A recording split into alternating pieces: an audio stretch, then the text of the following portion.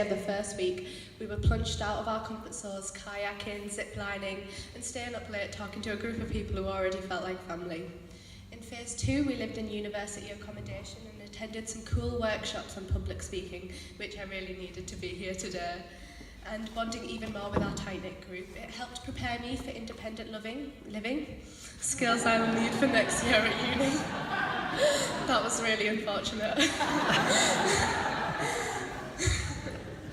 The third phase of NCS is social action, as you know. This was our chance to use all of the skills that we developed from week 1 and week 2 and to make a real difference to our local community. So we chose Butterwick Hospice as our charity because a member of our groups had a really personal connection to them.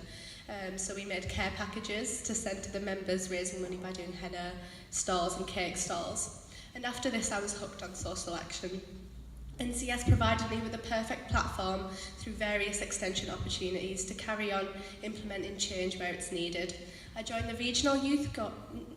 Regional NCS Youth Board last October, and I've completed the NCS Leaders Group this summer, which have really helped my confidence, leadership and other interpersonal skills.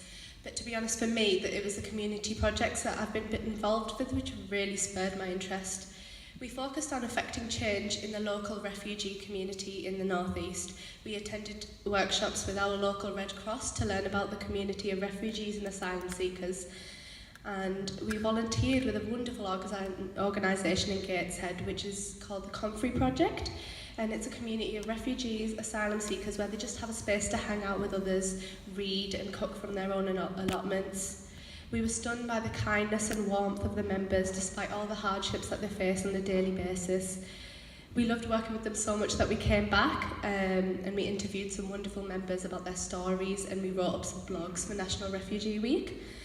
But instead of focusing on their experiences in the past, we try to highlight them in a positive angle, focusing on their aspirations and their future environments to combat the negative and misleading media that you see all the time. It was so enriching for us, and it eventually led to BBC interest in the Comfrey Project, which was really good to hear. And I'm still working on them coming to my college to run workshops in the near future. Now, I'd like to kick off our panel discussion with a question for you, Jules. How would you describe the impact that volunteers, and especially young adults who work with your staff and residents at the Hill Care Group, make? Thank you.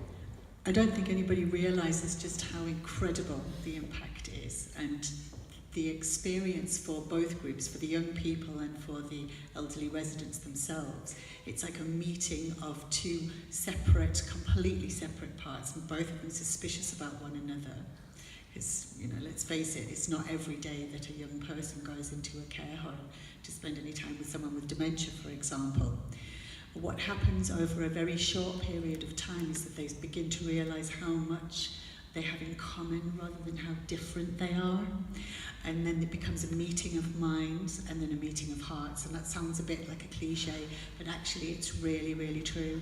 We'll often have kids who will come in and be like, I don't want to do this. I don't want to be part of here. I'm just doing it because I've been told to.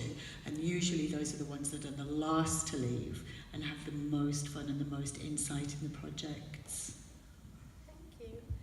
And in terms of your future plans, how do you want to continue engaging with NCS participants and encouraging the grads to visit and work at your homes? What would you say the benefits for any young people interested in choosing a career in healthcare?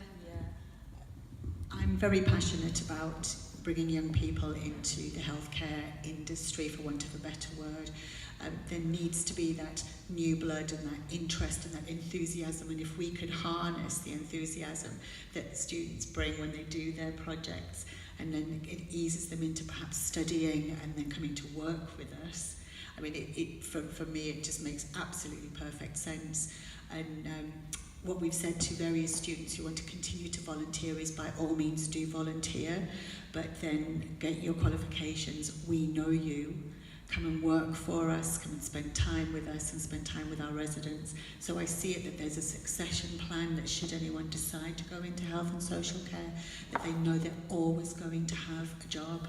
It's not like, you know, it's quite the job market is very fluid at the moment, whereas within something like healthcare, whether it's working for us, whether it's working for something like the NHS, there's always going to be places where people will find work, and they're never not going to be able to find work within that business.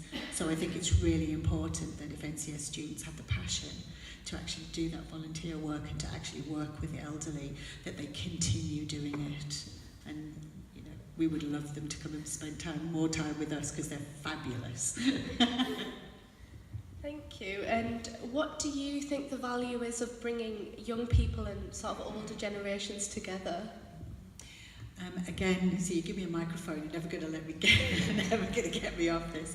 I'm so passionate about it. It's part of the government's dementia strategy, is that we should have intergenerational contact. But we don't do it because of that. We do it because the community needs to spend time, young people need to spend time with elderly people. There's so much knowledge and this wealth of wonderfulness that they can actually tap into and learn about their history and where they come from. And elderly people need to spend time with youngsters, because youngsters have got so much energy and they're so full of life, and there's all these new innovations that elderly people want to learn about, but they're kind of afraid.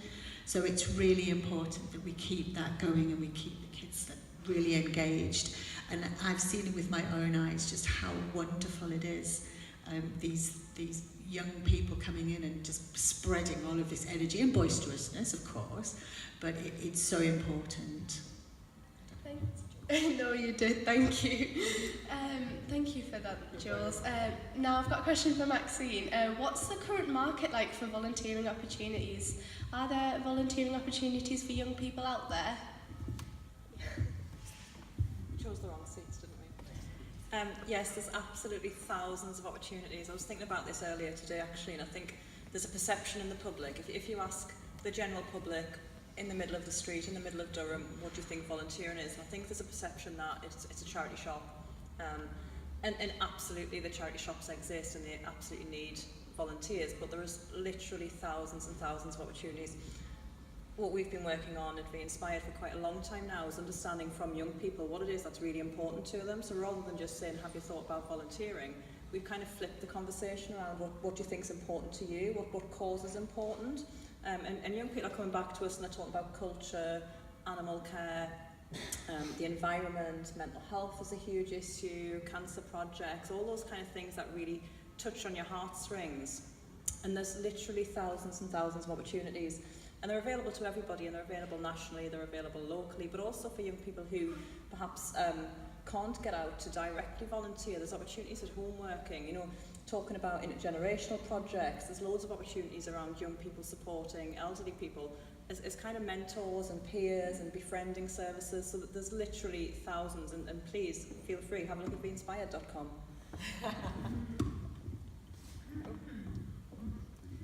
Thank you. So, in terms of that, what would you say the best way for young people to get involved and get the most from volunteering? And how can they best demonstrate that to employers and universities? Because obviously that is on their mind as well. You've got another one. I don't think it works. Oh, that's about right. I think the really important thing for young people, especially in terms of volunteers and looking at the future and where the destination is, isn't just to think about volunteering, but it's to think about what they want to get out of it as well. And I think it's really important that we recognise that people volunteer for masses of different reasons. And sometimes it's just for doing the greater good, and that's absolutely brilliant and welcome. But also, for a lot of people, it's about identifying what skills they can learn. And I think it's really important, if you're thinking about university or your next employer, that you maybe think about what you want to develop in yourself first. Is it your communication skills? Is it problem solving? Do you want to work on a till? You know, all of those things. Do you need IT support? Do you want to go into healthcare? Do you want to go into an animals profession? And then look for a volunteer role that supports that ambition, rather than looking at a volunteer role first and thinking about the skills afterwards. We've got a partnership with an organisation called Skills Builder, and again, if I just plug the website, beinspired.com, for anybody who didn't catch it the first time. I am actually joking about that, I'm not plugging it really.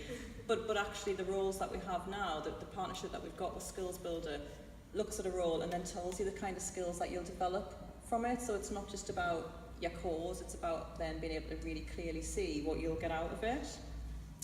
And also from a kind of, again, an employer and a university perspective, it gives you something to talk about. It sets you apart from the person next to you. You've got some experience.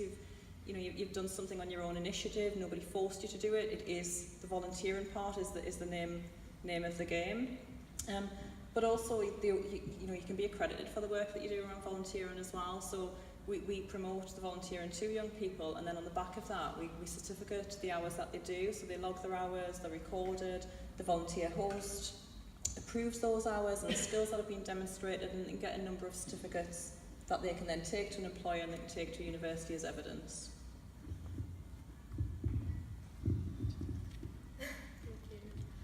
So, what role can schools play in embedding volunteering into their wider enrichment curriculum?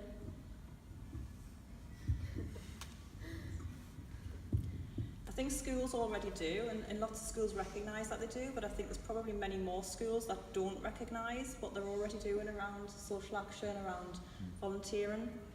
Most schools, the schools that we work with, whether it's primary schools or secondary schools, and even thinking about universities, they have things like school council, they have peer-to-peer support, they have peer mentors, they deliver community projects, they do fundraising for different causes. They're already social action, they're already young people volunteering, they're doing something that nobody's forcing them to do. And there's hundreds of resources online, not at beinspired.com on this occasion. There is a schools platform, but actually there are physical resources that schools can quite easily download that match social action projects with the national curriculum, and that's at all key stages.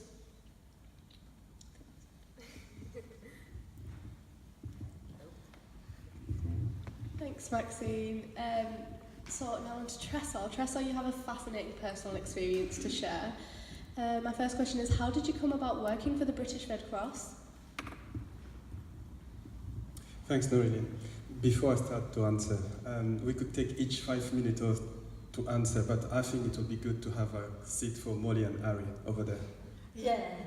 They've been standing for a little while, so I don't know if Denise have planned that.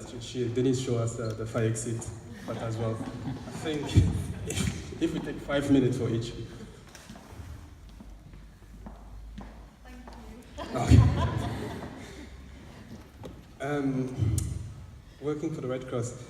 In a previous life, I was an airline pilot and working for money and trying to go and see the world how it is. But I realized at the end of the day that the world is big, there is a lot of things out there, but the best thing is just to work for an organization where you don't look at the money or the income of people, where you could make a difference. That's why I get involved with the Red Cross, because they're not only impartial, but as well the most motive is humanitarian support. What's been your experience of running social action projects with NCS graduates? Why would you encourage other organisations to get involved? My experience with working with NCS is very positive. I've done a workshop with some of you guys, but as well I've explained how to plan a project, how to organize things, how to organize events. At the end of the day, we could do a lot of things, but I think we need to have the skeleton, the backbones, how to organize an event. As today, Denise have planned and organized things for us here today. So as well, when we work with NCS volunteers and graduates, to plan the Tees Valley Dancing Day, to plan for the Tees Valley football tournament, Tees Valley Mini World Cup, it was quite something I could show that, okay, this is what we can do. But as well, learn from your experience. One of you helped us to do a kind of a website, and when we were involved with at Middlesbrough Town Hall for the Tees Valley Dancing Day, we had some of you guys who came and who took part. It was really quite important, because it's not just about that organization do things for themselves, other organizations for themselves, but we all come together, we've got common grounds, all of us. Thank you. That's really interesting. How has social action impacted your life personally? Did your experiences encourage you to help others or get involved with the Red Cross? Yes, absolutely. When I started with the Red Cross, as I say that you could go from a complicated job as an airline pilot flying all over the world. But then when you engage with the Red Cross, we need to sit down, okay, what can we do and what the organization stands for? And one of the things I've started to do in the Northeast here is just to try to put in place the Red Cross ambulance services, because there is a government cut, etc., and some of the services couldn't cope. So I've put the Red Cross ambulances in place. And as well now, I'm just trying to lead it in terms of refugee and newcomers in the area. So having some of volunteers from NCS to come and take part to it, it's fantastic, because we could do fundraising, we could do event in school. I could ask as well some of our ambulance crew and services to take some of the volunteers from NCS and to go alongside. I could ask some of the people in Middlesbrough Council or Stockton Council. As example, tomorrow I'll be meeting the Chief Executive of Middlesbrough Council. I'm going to ask him if he could take 3 volunteers from NCS to shadow him during one day and much more. I just want as well to say a big thank you for Alred, who really coordinates all of it very well. Thank you for sharing your story, Tresor. I'm also joined by my fellow NCS graduate, Simeon. Sim, would you like to introduce yourself and tell us about the graduate and volunteering activities you've been involved in since NCS? Yep, so I'm Simeon. It's really nice to be here. Thank you for having me. I am the National Youth Board member representing the North East. And so last year I was on the Regional Youth Board, and before that I was on NCS programme. I'm just going to... the new cycle of the National Youth Board has just started, so I haven't had the opportunity to do much social action with them at a national level yet, but been talking with some of the new Regional Youth Board and really excited about the social action that we're going to be doing over the next year. So I'll touch on the stuff we've done, but there's still more to come. I worked with Neuralin with the Comfrey project and the things that we did there. Statistically, Gateshead receives more refugees per population than anywhere else in England. And so we were able to recognise, and the Comfrey projects were able to recognise, that there's this kind of cultural shift and this cultural divide, and the Comfrey project really acted as a kind of a bridge between those two communities in order to get the people of Gateshead and the refugee community to kind of integrate and to feel part of the same community. And it was really good to work with them. What I think is really interesting about NCS and NCS social action is the skills that young people have that other people don't necessarily have. And so the Comfrey projects are really brilliant at running these workshops and getting their integration, but their website and their social media presence was lackluster and almost non-existent. And so what I think NCS is great is that as young people we were able to recognise the importance of having a Twitter account, for instance, the importance of having a blog and having a presence online. And so that is how we were able to kind of work with them. We weren't trying to do the Comfrey project's job for them. We weren't trying to necessarily coordinate the refugee integration in Gateshead, but we were able to give input and the skills that we have into their projects and allow them to do it much easier. And so by having an online presence, as Neuralin touched on, and doing our interviews and creating a blog, we were able to kind of generate enough interest so that they were featured on the BBC. And in terms of awareness of the Comfrey project, it was much heightened because of what we did. But what I'm trying to say is, as NCS kind of grads and NCS social action has this really kind of unique ability to kind of combine skills and put the skills that young people have into organisations that need them.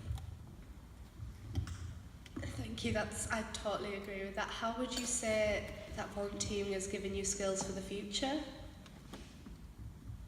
So I think it's really important to do volunteering, and definitely the skills that it gives are the skills that you don't necessarily get in a school environment.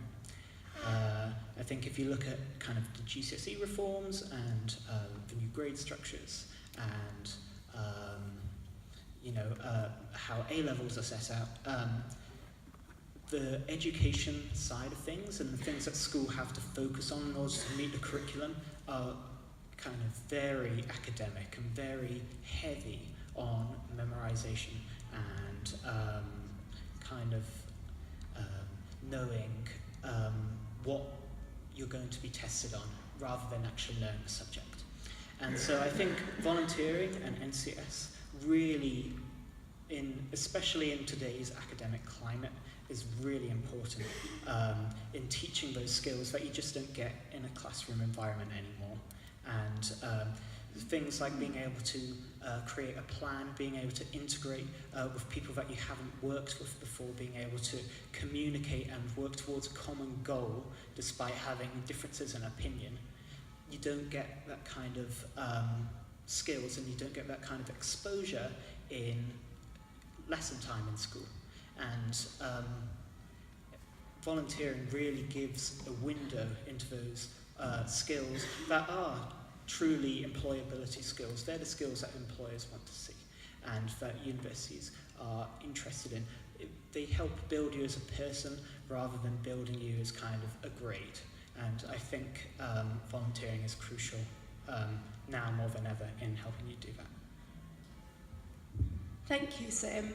We're now going to take a couple of questions from the audience. If you want to ask our panel anything about social action, please stick your hand up. Not all at the same time.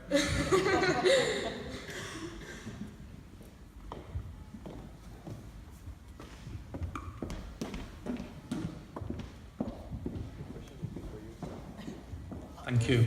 Young people are more likely to volunteer or do volunteer more than any other age group. Why do the panel think that is?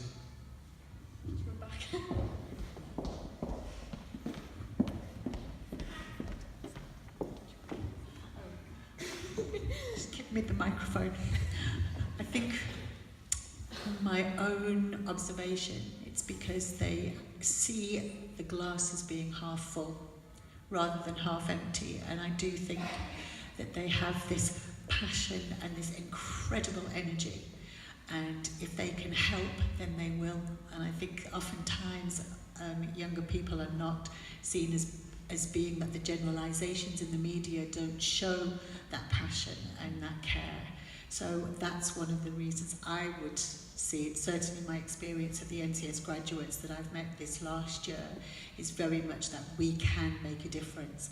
And I think certainly your the whole NCS Say Yes, it epitomizes what young people can bring. That's my feeling.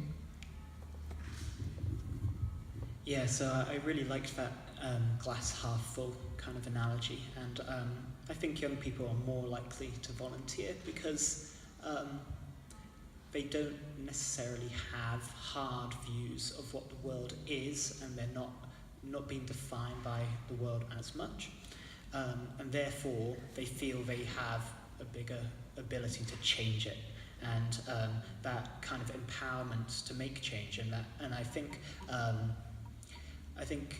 like historically, if you look at young people and kind of fighting back against the system and stuff, young people have always felt that, but what NCS does is allows that kind of ability and that want for change and the want to go against the system to actually be concentrated in social action and actually making the world a better place.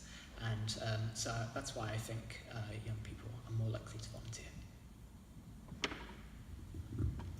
In my view, I think young people want to volunteer because they want to learn from different people and from different perspectives. When people are a child, they just stay at home and they just go to surrounding the living room, the bedroom, etc. When they tend to grow up, they start to go out more and more often. And then young people most of the things might be designed for them. You go to school, you go to sport, and then you come home. So they want to discover the world. And nowadays, the world is much more quicker. Young people are on Twitter, they want everything quickly, they want to eat quickly, they go to fast food, they want a pizza, they want this and that. So to stay static and not learning from school is just, well, I go to school, I've got my lesson, I've got history, I've got geography, etc.